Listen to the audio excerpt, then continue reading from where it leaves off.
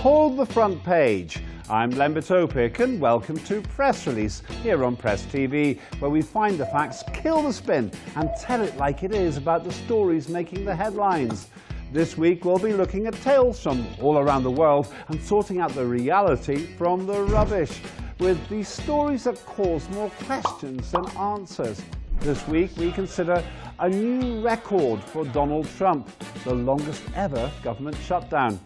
We take a trip through the mysterious world of British Brexit, where the only thing missing is any sign of progress.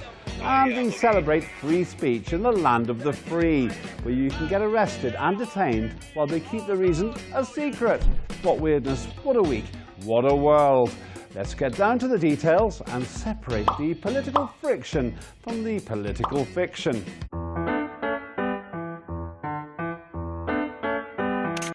American President Donald Trump has achieved another first for his time in office.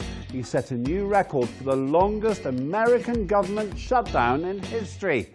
The government remains shut down for one reason and one reason only. The Democrats will not fund border security, our safety, our national security. And it was all caused by his obsession about building a wall. Yes.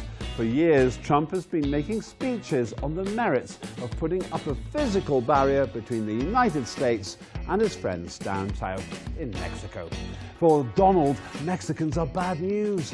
He's repeatedly blamed them for crime, including drugs and illegal immigration into his land. He says he wants to stop people sneaking across the border, including those who enter the country as children without the proper paperwork. They're a group called Dreamers. Yes, determined Don dreams of keeping out the Dreamers because he thinks they're a nightmare for America. So how is it going for him? Well, by mid-January, he'd managed to get absolutely nowhere with the Democrats, whom he needs to convince to get the money for the wall. So he did what every responsible president would do. He shut down America's government. Who was to blame here? Trump, right? Well, not according to him. As far as Donald was concerned, everybody else was to blame. He was just keeping his promise to exclude Mexicans. But what a promise! Pledging to spend almost $6 billion on a wall along a border which is 3,500 kilometers long. I wonder what they could do with $6 billion in Mexico. Maybe if Washington actually tried to make life better for their southern neighbors, then not so many people would want to cross the border in the first place. But that's all too logical for Trump. He'd prefer to make a giant barrier than take away the reasons he wants to build it. At least he's consistent. He did say, as a candidate for president, I promised I would fix this crisis, and I intend to keep that promise one way or the other. So that's okay then, even if it means government staff are queuing up at food banks to get fed. Maybe starving state employees could end up trying to leave the US. Where would they try to go? Mexico! In that case, having that wall will make it easier for the Mexicans to keep the Americans out. But if there's no way out south, perhaps Canada should start thinking about building a wall up north.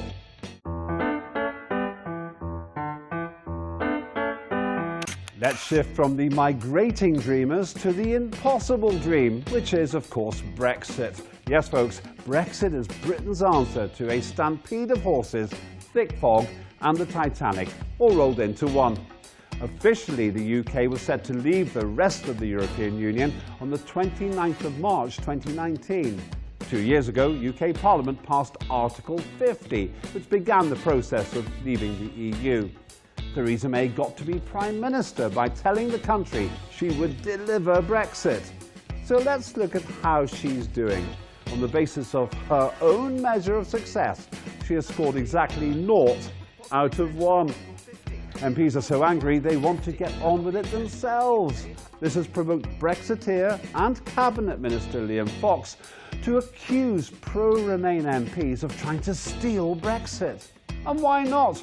If the Prime Minister won't do it, why not let someone else have a go? Others want another referendum. Fantastic!